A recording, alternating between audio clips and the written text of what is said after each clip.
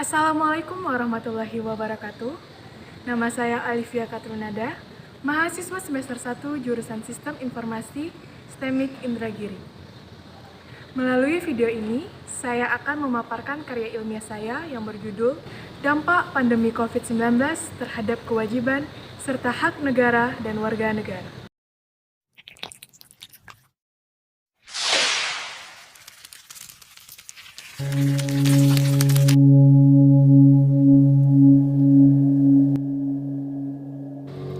Pembahasan yang paling fundamental antara negara dan warga negaranya adalah persoalan hak dan kewajiban.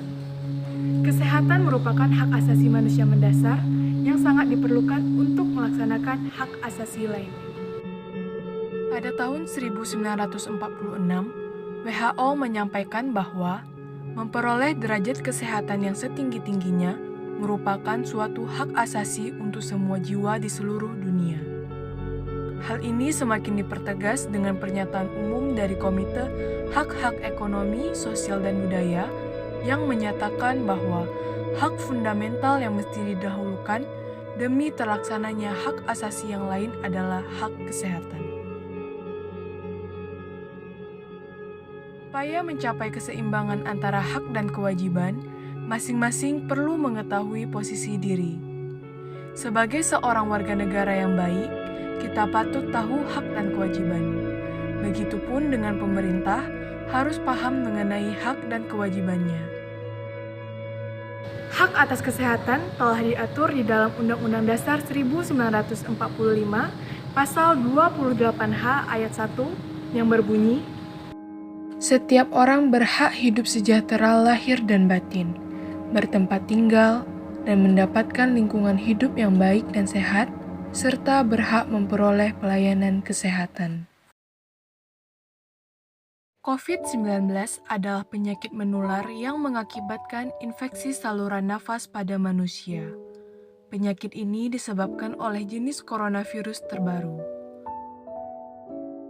Virus dan penyakit yang ditimbulkan ini baru diketahui sejak mulainya wabah di Wuhan, Tiongkok pada bulan Desember 2019. Pada mulanya, COVID-19 menjadi wabah di kota Wuhan, namun dalam sekejap bertransformasi menjadi pandemi setelah berhasil menginfeksi lebih dari 120.000 orang pada 114 negara. Sehingga COVID-19 saat ini ditetapkan Organisasi Kesehatan Dunia sebagai pandemi global. Di Indonesia, kasus terinfeksi COVID-19 pertama kali terjadi pada bulan Maret tahun 2020 yang menimpa 2 orang warga negara Indonesia yang berdomisili di Depok, Jawa Barat. Di kala pandemi COVID-19 yang telah menyebar hampir merata ke seluruh wilayah Indonesia, pemerintah didesak untuk sigap dan membuat kebijakan strategis agar dapat melayani kewajiban untuk memenuhi hak atas kesehatan bagi seluruh rakyat Indonesia. Pemerintah menetapkan kebijakan berupa pembatasan sosial berskala besar (PSBB) sebagai upaya preventif dalam menanggapi status darurat kesehatan masyarakat. PSBB ini diatur di dalam Peraturan Pemerintah Nomor 21 Tahun 2020 tentang pembatasan sosial berskala besar dan diatur juga melalui Keputusan Presiden Nomor 11 Tahun 2020 tentang penetapan kedaruratan kesehatan masyarakat. Mayoritas masyarakat mengeluhkan dampak atas pemberlakuan PSBB, seperti sulitnya ekonomi karena tidak dapat bekerja secara normal, ruang gerak yang terbatas menyebabkan menurunnya kesehatan fisik dan kesehatan mental, serta kebutuhan manusia sebagai makhluk sosial yang perlu bersosialisasi terpaksa harus dibatasi. Nur Hisham Abdul 161 kasus ya saat ini tengah melampaui atau telah melampaui 20. Sekarang kita update terlebih dahulu perkembangan. Dampak yang paling banyak dirasakan oleh manusia akibat pandemi COVID-19 adalah dampak kesehatan. Kementerian Kesehatan Republik Indonesia dan WHO menganjurkan masyarakat untuk membatasi berkontak fisik bersama orang lain dengan membuat kebijakan protokol kesehatan berupa physical distancing.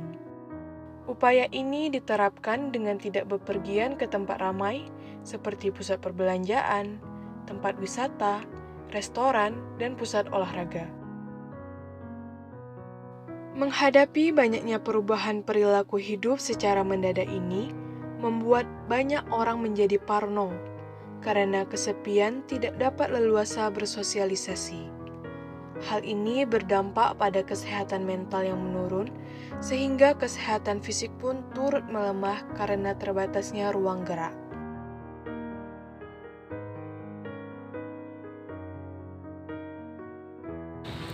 Faktor dari luar yang menyebabkan tingginya angka sakit di masa pandemi adalah karena fasilitas kesehatan yang belum memadai, seperti kurangnya ICU, ruang isolasi, ruang perawatan, alat medis yang tidak lengkap, serta ventilator yang tidak cukup.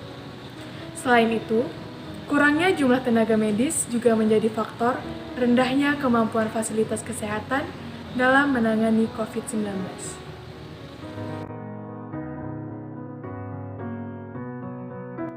Tenaga medis juga mendapatkan dampak yang paling besar atas terjadinya pandemi COVID-19 selama ini karena bertugas menjadi garda terdepan. Beberapa dampak yang dirasakan tenaga medis dan masyarakat akibat pandemi yaitu perubahan durasi kerja tenaga medis yang drastis dan tingkat ancaman kesehatan yang lebih besar. Selain itu, ketakutan dan kecemasan yang berlebihan atas keselamatan diri sendiri dan juga orang terdekat sehingga menyebabkan gangguan mental atau anxiety disorder. Bentuk upaya pemerintah dalam memberikan pelayanan kesehatan di masa pandemi adalah dengan menanggung biaya perawatan pasien terkonfirmasi positif COVID-19 melalui anggaran Kementerian Kesehatan yang bertugas dalam melakukan verifikasi klaim pembayaran adalah BPJS Kesehatan. Pemerintah juga memberikan insentif kepada tenaga kesehatan yang menjadi garda terdepan penanggulangan pandemi COVID-19 di Indonesia. Dampak ekonomi yang dirasakan masyarakat akibat dari kebijakan PSBB, yaitu mengakibatkan tutupnya sebagian perusahaan, mulai dari usaha mikro hingga usaha makro. Hal ini dikarenakan perekonomian yang sulit sehingga perusahaan tidak dapat lagi memberi upah kepada pekerja. Dampak ini menyebabkan banyaknya terjadi pengurangan pekerja dengan pemutusan hubungan kerja. Sektor ekspor juga mengalami pelemahan yang disebabkan para investor enggan melakukan investasi di Indonesia karena sedang berada di fase ekonomi sulit. Prospek pertumbuhan ekonomi dunia dan Indonesia tahun 2020 akibat dampak pandemi berpotensi semakin menurun, sehingga mencetuskan penerapan kebijakan restriksi yang lebih ketat pada beberapa negara.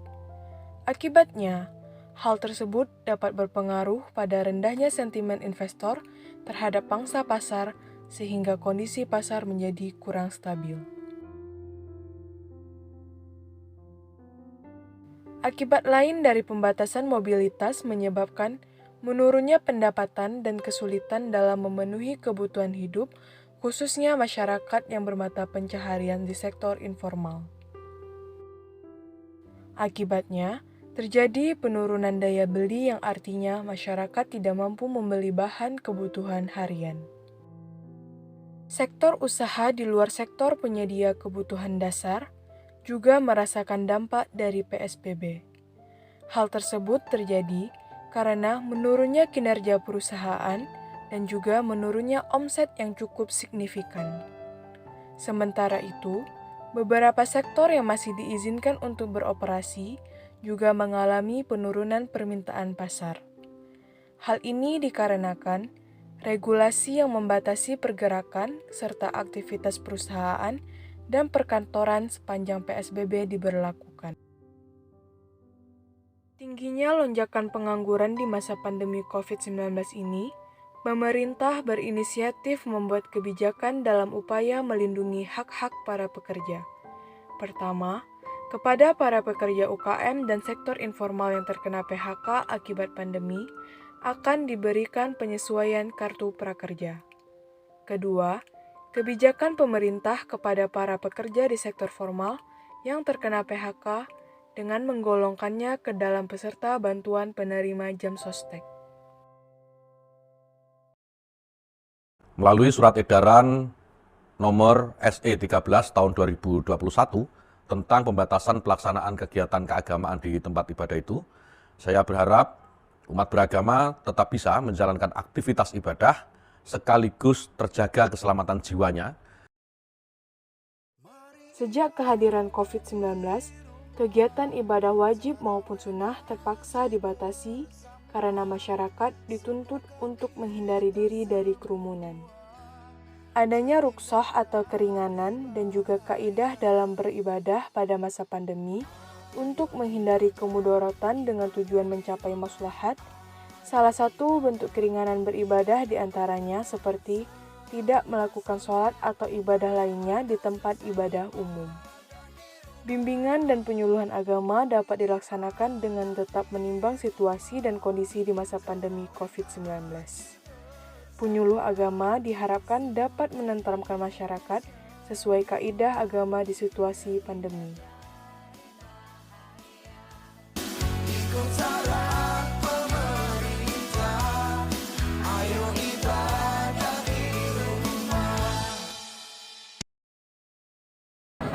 Sebagai makhluk sosial dengan segala keterbatasannya, manusia sangat membutuhkan orang lain untuk mendukung kehidupannya. Sebagaimana termaktub pada pasal 28E ayat 3 yang berbunyi, setiap orang berhak atas kebebasan berserikat, berkumpul, dan mengeluarkan pendapat. Sejak pemberlakuan kebijakan PSBB, kegiatan yang dulunya dilaksanakan rutin dan bertatap muka secara terpaksa harus ditiadakan. Kegiatan bersosialisasi antar sesama keluarga, teman, rekan kerja, dan masyarakat lainnya secara mendadak juga dibatasi demi mengurangi penularan virus COVID-19 pada masyarakat.